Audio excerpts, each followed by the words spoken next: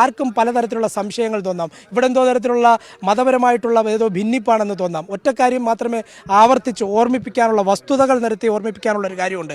ഈ കേസിൽ ഈ ഗോപൻ സ്വാമി എന്ന മണിയനെ കാണാനില്ലെന്ന് ആദ്യം പരാതി നൽകിയത് ഈ വീടിൻ്റെ തൊട്ട് മുകളിൽ താമസിക്കുന്ന അയാളുടെ അകന്ന ബന്ധു കൂടിയായിട്ടുള്ള വിശ്വംഭരൻ എന്ന വ്യക്തിയാണ്. ഞാൻ ഒരുപക്ഷെ മതപരമായ ഒരു പേരിനെ അടിസ്ഥാനമാക്കി മതപരമായ ഒരു വിഷയം എടുത്തിടേണ്ടി വന്ന ഗതികേട് പോലും ഈ മകൻ്റെ പ്രതികരണം തേടുമ്പോൾ ഉണ്ടായി. അത് മറ്റൊരു സാഹചര്യത്തിലാണ്. കാരണം മുസ്ലിം എന്നൊക്കെ ആ പ്രതികരണത്തിൽ അദ്ദേഹം പറഞ്ഞതുകൊണ്ടാണ് വിശ്വംഭരൻ്റെ മതം ഏതാണ് എന്ന് എനിക്ക് ചോദിക്കേണ്ടി വന്നത്. അത് സത്യത്തിൽ ഖേദമുണ്ട്. ആ കാര്യത്തിൽ അങ്ങനെ ഒരാളുടെ പേര് വെച്ച് ഒരാളുടെ മതത്തെ അടയാളപ്പെടുത്തേണ്ടി വന്നതിൽ സത്യത്തിൽ ഖേദമുണ്ട്. പക്ഷേ അങ്ങനെ ഒരു പ്രതികരണം എയറിലൂടെ പ്രേക്ഷകരുടെ അടുത്തേക്ക് എത്തുന്നതിൽ നമുക്കതിനേക്കാൾ വിഷമമുള്ളത് കൊണ്ടാണ് അത് ആ പരാതിയുടെ വസ്തുത ഒരിക്കൽ കൂടി പ്രേക്ഷകരുടെ മുൻപിലേക്ക് വെക്കുന്നത്.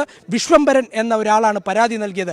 ആ പരാതിയുടെ അടിസ്ഥാനത്തിലാണ് ഇവിടേക്ക് പോലീസ് ആദ്യം എത്തി പരിശോധന നടത്തുന്നത്. അതൊക്കെ മറച്ചു പിടിച്ചുകൊണ്ട് ഈ കുടുംബവും മറ്റു ചില സംഘടനകളുടെ ബലത്തിൽ അങ്ങനെ എന്തെങ്കിലും ചെയ്തു കൂട്ടുന്നുണ്ടെങ്കിൽ അത് സമൂഹത്തിനകത്ത് വലിയ ഭിന്നിപ്പിലേക്ക് കാര്യങ്ങൾ പോകും.